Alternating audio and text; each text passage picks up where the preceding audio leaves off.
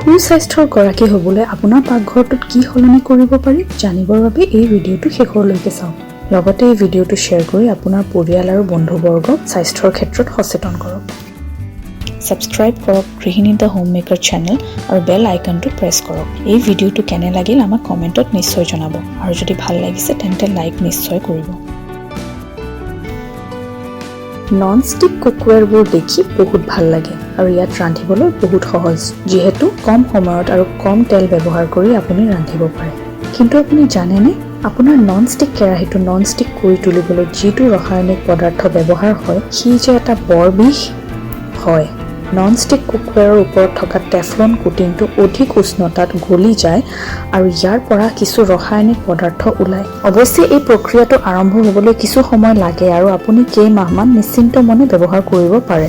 কিন্তু যদি বেছি পুৰণা হৈ গৈছে তেন্তে ব্যৱহাৰ কৰা বন্ধ কৰাটোৱে ভাল হ'ব। আৰু এটা কথা জনাই দিওঁ যে এই ৰাসায়নিক পদাৰ্থটো ৰান্ধনিৰ বাবেও অতি হানিকাৰক। মাত্ৰ নন ষ্টিকেই নহয়, প্ৰায় মানুহে ব্যৱহাৰ কৰা এলুমিনিয়ামৰ বাচনবোৰো আপোনাৰ স্বাস্থ্যৰ বাবে ভাল নহয়, যিহেতু এলুমিনিয়ামৰ পৰাও অলপ উষ্ণতাত কিছু ৰসায়ন ওলায়। এতিয়া চাওঁ আহক নন ষ্টিক আৰু এলুমিনিয়ামৰ ঠাইত আমি কি ব্যৱহাৰ কৰিব পাৰোঁ। Stainless steel. ষ্টেইনলেছ ষ্টীলৰ বাচনত ৰান্ধিলে আপোনাৰ স্বাস্থ্যক কোনো হানি নকৰে। কিন্তু তাতকৈ ভাল হ'ব লোহাৰ কেৰাহী। হয়, লোহাৰ কেৰাহী। লোহাৰ কেৰাহীবোৰ যদিও অলপ ভাৰী হয় আৰু অলপ চাফা কৰিবলৈ টান, ই আপোনাৰ স্বাস্থ্যৰ কোনো ক্ষতি নকৰে, যিহেতু ইয়াৰে পৰা কোনো ক্ষতিকাৰক ৰাসায়নিক পদাৰ্থ নোলায়। ওলোটাই লোহাৰ কেৰাহী ব্যৱহাৰ কৰিলে আপোনাৰ খাদ্যত লুৰ পৰিমাণ বৃদ্ধি হ'ব আৰু আপোনাৰ শৰীৰে আৱশ্যকীয় লু পাব। গতিকে নহয়নে লোহাৰ কেৰাহীয়ে সৰ্বশ্ৰেষ্ঠ? লোহা আপোনাৰ কেৰাহীটোৰ বাহিৰে আৰু এটা সঁজুলিত থাকে, আপোনাৰ কটাৰীখন। এই কটাৰীখনেৰে আপুনি শাক পাচলি ফল মূল আদি কাটে। কিন্তু আপুনি জানেনে আপোনাৰ বাবে কি ধাতুৰ কটাৰী ভাল? টেঙা বস্তু যেনে নেমু, বিলাহী, ঔটেঙা আদি লোহাৰ কটাৰীৰে কাটিলে ইয়াৰ পৰা ওলোৱা ৰসটোৱে লুৰ লগত মিহলি হৈ অন্য কিছু ৰসায়নৰ সৃষ্টি কৰিব পাৰে। গতিকে এইবোৰ কাটোতে সদায় ষ্টেইনলেছ ষ্টীলৰ কটাৰী ব্যৱহাৰ কৰিব লাগে। অন্য বস্তুৰ বাবে লোহাৰ কটাৰী ব্যৱহাৰ কৰিব পাৰে।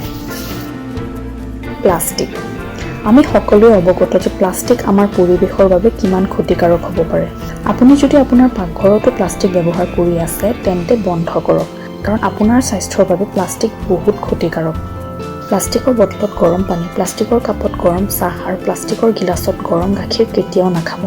মুঠতে যিকোনো গৰম বস্তুৰ বাবে প্লাষ্টিক কেতিয়াও ব্যৱহাৰ নকৰিব। তাৰোপৰি যিবোৰ প্লাষ্টিকৰ বস্তু আপুনি ব্যৱহাৰ কৰি আছে সেইবোৰ আপুনি লাহেকৈ সলনি কৰি পেলাব। প্লাষ্টিকৰ বটলৰ ঠাইত ষ্টীল, গ্লাছ বা তামৰ বটল ব্যৱহাৰ কৰক।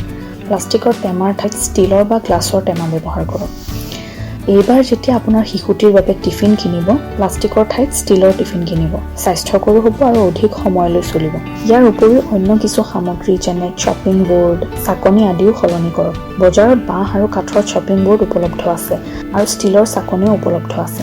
মুঠতে লাহেকৈ হ'লেও প্লাষ্টিকৰ সামগ্ৰীবোৰ এৰিবলৈ চেষ্টা কৰক।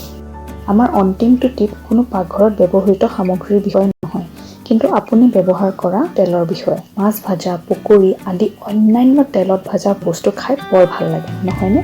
কিন্তু ভাজি হোৱাৰ পিছত ৰৈ যোৱা তেলখিনি আপুনি কি কৰে বাৰু? পেলাই দিয়ে নে পিছত আকৌ ব্যৱহাৰ কৰিম বুলি কাপ এটাত থৈ দিয়ে? যদি পেলাই দিয়ে তেন্তে বঢ়িয়া, আপোনালৈ বহুত বহুত ধন্যবাদ, কাৰণ এই তেলখিনি পেলাই দি আপুনি নিজৰ লগতে আপোনাৰ পৰিয়ালকো বহু ৰোগৰ পৰা ৰক্ষা কৰিছে। কিন্তু যদি অপশ্যন বি, তেন্তে মই একো নকওঁ, আপুনি নিজেই বুজি পাইছে চাগে। আজিৰ কাৰণে ইমানেই। এই ভিডিঅ'টো কেনে লাগিল কমেণ্টত নিশ্চয় জনাব।